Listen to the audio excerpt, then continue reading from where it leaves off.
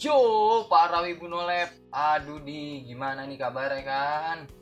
Sehat? Gue doain semoga kabar lu pada gitu kan selalu sehat dan selalu diberi perlindungan oleh Yang Maha Kuasa. Kayaknya udah lama gitu ya gue nggak bahas soal DXD cok. Jadi ya sesuai janji gue lah kalau di video kali ini gue akan ngebahas tentang DXD.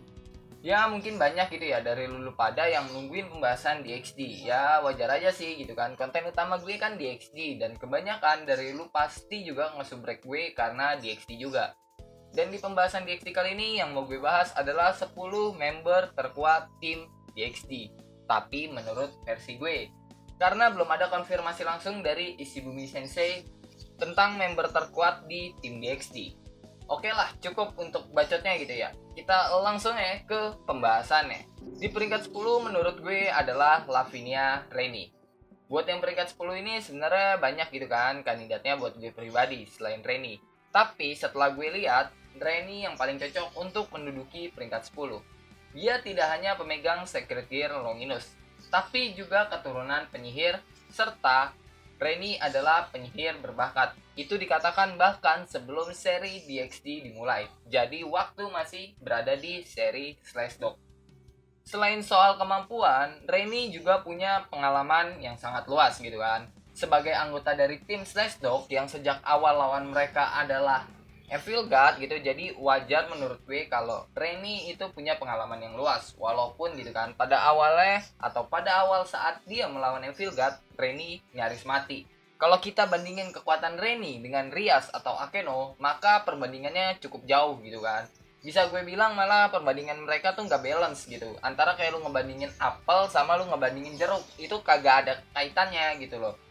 Kalau lu mau bandingin Reni, maka coba bandingin sama Gravia. Bisa dibilang kemampuan dua cewek boing-boing itu gitu kan beda-beda tipis lah. Selain mereka punya kekuatan yang mirip, mereka juga memiliki pengalaman yang cukup luas. Di peringkat 9 adalah Inkfield Leviathan. Untuk Inkfield kayaknya nggak perlu didebat lagi gitu ya, kalau dia emang cocok menjadi salah satu anggota terkuat dari tim DXD. Kemampuannya emang bisa dibilang gitu kan ada di tengah-tengah antara Reni dan Gravia. Secara pengalaman, Inkfield kalah dari Reni dan Gravia. Tapi secara kemampuan bisa dibilang gitu kan Inkfield lebih unggul dari Reni. Kapasitas mana yang dia miliki sekelas dengan Raja Iblis karena dia merupakan keturunan dari Maulama Leviathan. Sebagai keturunan Leviathan, dia memiliki kemampuan khas Leviathan, yaitu mengendalikan air, memanipulasi air, dan menciptakan air. Jadi kekuatannya mirip-mirip sama kekuatan Tobirama Senju dari seri Naruto. Selain itu, Inkfield juga memiliki Nerei Kirie, Secret Gear yang masuk jajaran Longinus yang baru ditemukan. Nah, dengan Secret Gear-nya itu, Inkfield bisa memberikan kekuatan naga kepada tekniknya. Contohnya, Inkfield ngebuat naga air. Nah, teknik naga airnya itu bisa memiliki kekuatan naga dengan kemampuan dari Nerei Kirie. Ya, simpelnya kayak gitulah, gitu kan. Yang menduduki posisi ke-8 menurut gue adalah Sairaok. Terlepas dari dia yang sama sekali nggak bisa sihir gitu kan, tapi kekuatan fisiknya bisa dibilang yang paling unggul dari seluruh member tim DXD. Selain pemegang Secret Gear Longinus yang memiliki tipe kekuatan fisik yang cocok gitu kan sama dirinya yang juga menggunakan kekuatan fisik, Sairaok juga bisa menggunakan Touki, salah satu teknik yokai, dan itu ngebuat kekuatan fisiknya jauh lebih gila lagi dari yang pernah diperlihatkan. Untuk peringkat ke-7 adalah Giok. Sebenarnya gue rada bingung gitu ya, mau nempatin Giok atau Sairaok. Tapi setelah gue pikir, rasanya mustahil Sairaok bisa ngalahin Giok. Alasannya cukup simpel gitu kan. Secret Gear yang digunakan oleh Giok adalah Dimension Lost. Secret Gear tidak hanya bisa mengirim seseorang ke dimensi yang berbeda, tapi juga bisa membuat lebih dari satu dimensi secara bersamaan. Untuk keluar dari dimensi buatan Giok juga nggak gampang gitu kan. Cara pertama untuk keluar adalah memiliki pengetahuan yang luas tentang sihir, setidaknya setingkat dengan Levi. Kedua, Giok membiarkan lawannya pergi, entah karena Gioknya yang kehabisan energi sihir atau emang Gioknya sendiri yang mengembalikan mereka ke dimensi awal. Kelemahan dari Dimension Lost adalah tidak bisa mengeluarkan satu orang saja dari dimensi buatannya, tapi dia harus mengeluarkan semua orang yang terjebak di dimensi itu. Contohnya kayak di season 4 gitu kan, dimana Giok mengeluarkan Cao Cao dari dimensi buatannya. Dan itu membuat Azazel dan beberapa orang lainnya kayak Issei, Kiba, dan yang sebagainya lah yang terjebak juga di dimensi itu juga ikut keluar karena Giok yang mengeluarkan Cao Cao. Giok sebenarnya punya potensi gitu ya buat menduduki 10 makhluk terkuat di DxD. Karena dia bukan hanya pemegang Secret Gear Longinus doang, tapi juga keturunan dari pahlawan Giok. Kalau lu nggak tahu siapa itu pahlawan Giok, lu bisa searching lah di Google, ntar juga nongol tuh.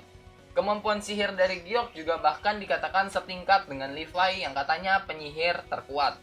Sihir dari Giok bahkan bisa gitu kan mempengaruhi Yasaka yang merupakan pemimpin yokai di Kyoto. Dan itu membuat Yasaka terkena ilusi dan membuat Giok bisa mengendalikan Yasaka.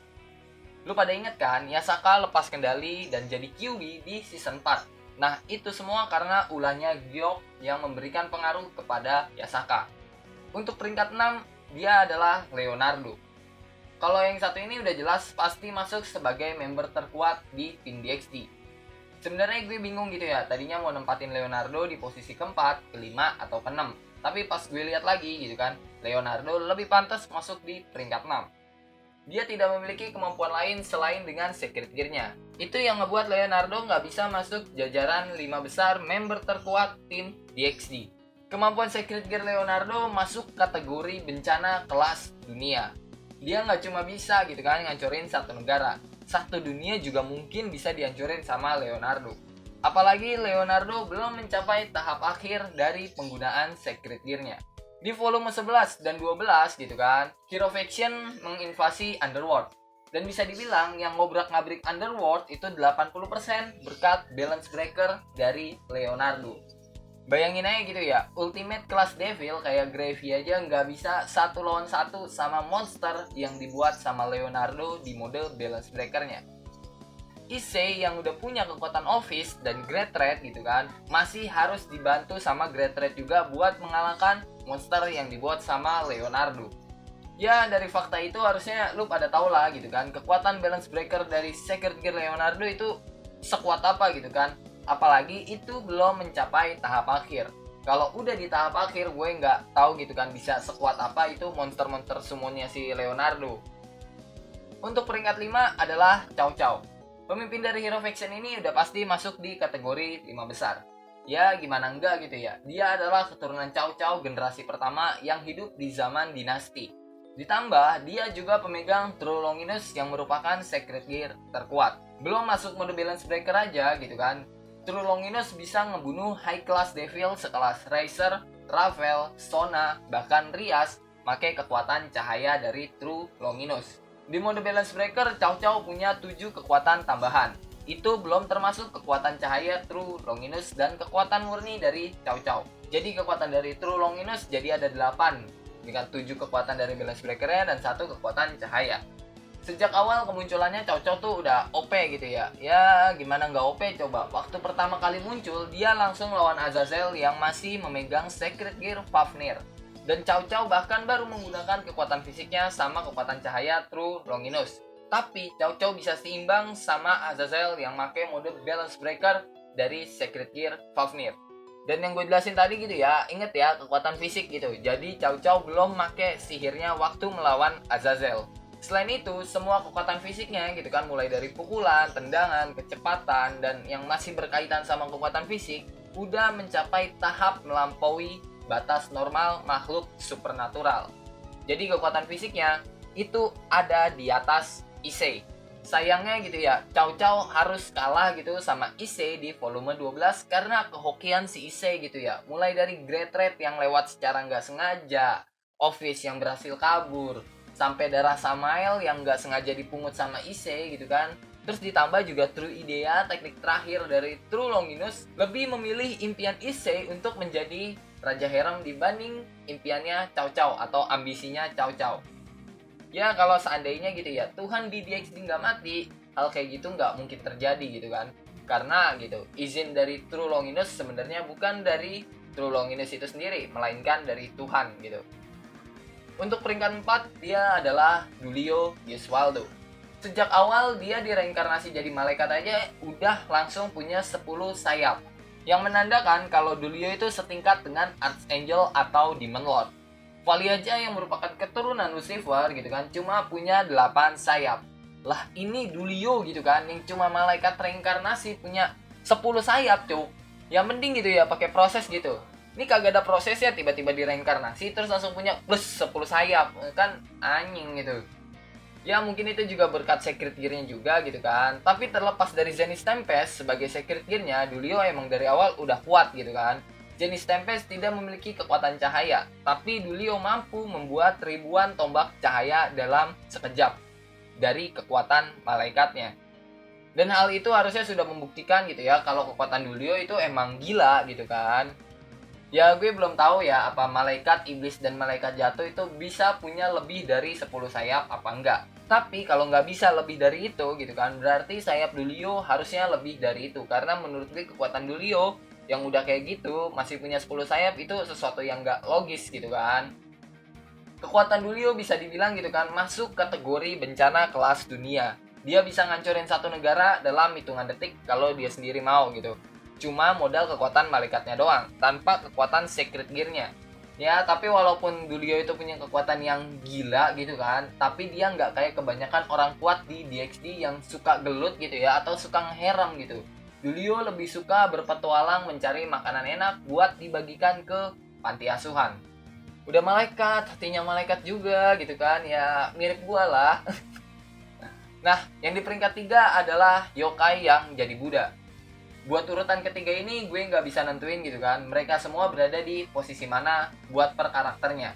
Karena belum ditunjukkan gitu kan kekuatan full dari setiap karakter dari yokai yang jadi Buddha. Tapi kalau dilihat dari Sun Wukong yang bisa bikin jiper si Cao Cao gitu kan, udah dipastiin kalau mereka harusnya ada di posisi di atas Cao Cao. Selain itu, sebagai seorang Buddha yang memiliki kesetaraan dengan dewa, maka wajar gitu ya kalau mereka menduduki posisi ini. Yasaka aja yang merupakan yokai Kyuubi, kalau di mitologi Asia Timur tuh kayak Jepang, Korea, dan Cina gitu kan. Kyuubi adalah evil yokai terkuat. Nah, yang modelan kayak Yasaka aja gitu ya, bisa kalah sama Cao Cao. Berarti hal ini harusnya udah jadi bukti bahwa mereka adalah yokai terkuat. Gue mau sedikit ngasih tahu di sini ya, karena di video waktu gue ngebahas tim DxD banyak yang nanya juga. Jadi Yasaka itu nggak masuk ke yokai yang diangkat jadi Buddha. Yokai yang diangkat jadi Buddha yang diketahui saat ini cuma yang melakukan perjalanan dari timur ke barat. Oke, paham kan sekarang kalau Yasaka itu masih merupakan yokai, belum menjadi Buddha. Di peringkat 2 adalah Issei dan Vali. Buat posisi kedua ini gue belum bisa mutusin gitu ya, siapa yang lebih kuat di antara Issei dan Vali gitu. Mungkin gitu ya, Issei punya aksa mode, tapi kalau kita lihat dari kepribadiannya Vali gitu kan, dia tuh diam-diam punya kekuatan lain gitu. Issei itu tipe petarung otot, maksud gue jarang pakai otaknya gitu ya. Beda sama Vali yang pakai otaknya buat nyari tahu kekuatan lawannya dulu itu kayak apa, terus kelemahannya kayak apa gitu kan. Nah, buat pertarungan mereka juga belum ditunjukin gitu, tapi buat saat ini walaupun Issei memiliki aksa mode, menurut gue kekuatan mereka belum sepenuhnya keluar gitu. Apalagi hasil latihan Vali sama Sun Wukong juga belum ditunjukin gitu ya. Ntar tahu-tahu Vali bisa senjutsu kan ngeri gitu, cok. Ya kan, udah punya kapasitas mana yang abnormal karena dia merupakan keturunan Lucifer gitu kan. Terus kalau dia juga bisa senjutsu, itu dia juga didukung sama energi alam. Itu gimana abisnya itu energi si anjing kalau kayak gitu ceritanya. Dan untuk saat ini yang merupakan member terkuat dari tim DxD yang menduduki posisi ke-1 adalah siapa lagi kalau bukan cheater di DxD, yaitu Tobio Ikuse. Kalau dilihat dari Vali yang masuk mode Juggernaut Drive aja masih kalah sama Tobio yang cuma pakai mode Balance Breaker, bisa lo bayangin lah kekuatannya Tobio di mode Abyssite itu kayak apa gitu kan. Yang bahkan gitu di mode Balance Breaker aja hampir semua serangan gak bisa mengenai Tobio. Karena Tobio bisa masuk ke dalam bayangan, melebur menjadi bayangan di tempat yang kagak ada bayangannya sama sekali. Itu gimana ceritanya coba kan? Nah, yang jadi masalah itu bukan di mode Balance Breaker-nya, tapi di mode Abyssite-nya. Di mode Abyssite itu belum ditunjukin kekuatan powerful dari mode Abyssite. Dikatakan sebagian kekuatannya itu dapat menciptakan puluhan anjing dewasa, atau mungkin ratusan gitu kan. Belum ada konfirmasi langsung seberapa banyak anjing yang bisa dibuat sama Tobio. Yang jelas, anjing yang diciptain sama Tobio itu memiliki kemampuan yang sama kayak Jin atau kayak secret gear-nya si Tobio. Ditambah gitu ya, Tobio juga punya 2 kekuatan dewa sekaligus. Terus juga pasokan energi sihirnya sekelas sama Demon Lord, kekuatan fisiknya hampir menyamai si Sairaok, kepintarannya sama kayak Sona dan Cao Cao. Dia juga bisa memprediksi masa depan kayak Cao Cao. Ditambah dia juga merupakan keturunan klan Himejima.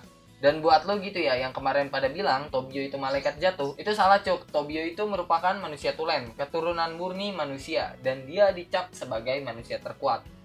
Ya, dicapnya sih sebagai manusia terkuat gitu ya. Tapi semua julukannya itu ada unsur dewanya gitu. Mulai dari dewa pedang, dewa anjing, dewa yang jatuh, dan dewa anjing yang jatuh. Ya yang jelas gitu ya, Tobi itu karakter yang terlalu OP gitu dari awal kemunculannya. Dan buat gue gitu, kayaknya masih ada beberapa misteri kenapa Tobio bisa sekuat itu.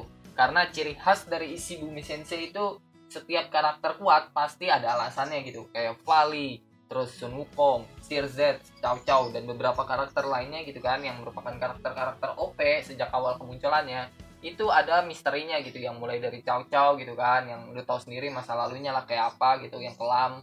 Ya kalau dari sudut pandang gue gitu ya, Tobio adalah member terkuat tim DxD saat ini. Kalau buat lu pada gimana tuh kan? Karena gue yakin sih ada beberapa yang jawabannya bakal beda gitu. Ya yang gue yakin gitu ya, pasti ada yang bilang Issei lah yang paling kuat gitu ya. Tapi kalau buat gue pribadi gitu, untuk saat ini yang paling kuat adalah Tobio Ikusei.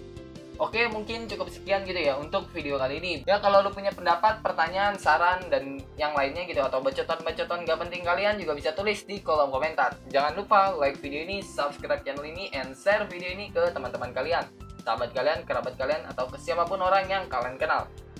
Dan sampai jumpa di video selanjutnya, and bye-bye!